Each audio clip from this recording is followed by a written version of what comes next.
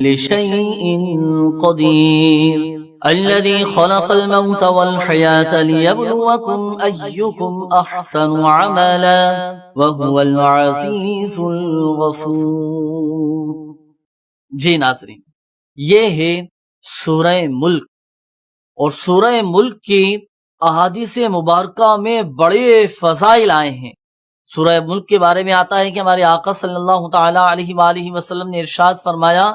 کہ جو روزانہ سورہ ملک کی تلاوت کرے وہ عذاب قبر سے محفوظ رہے گا۔ انسان کی زندگی میں بعض اوقات کچھ اس طرح کے مسائل آ جاتے ہیں، ایسی پریشانیاں آ جاتی ہیں اور ایسی سختیوں کے اندر وہ گر جاتا ہے کہ اسے کچھ سجھائی نہیں دے رہا ہوتا، اور بعض اوقات فیصلہ کرنے کی اس کے اندر قوت بھی نہیں ہوتی۔ تو لیجئے، اگر آپ چاہتے ہیں کہ میں پیشگی ہی کوئی ایسا عمل کر لوں، کوئی ایسا وظیفہ پڑھ لوں کہ میں پیشگی ہی ان سختیوں سے محفوظ رہ سکوں، تو یاد رکھیے، جب بھی نئے مہینے کا چاند نظر آئے، اسلامی ماہ کا چاند نظر آئے، تو سورہ ملک کی تلاوت ضرور کیجیے گا۔ ہمارے آقا صلی اللہ تعالی علیہ وآلہ وسلم نے ارشاد فرمایا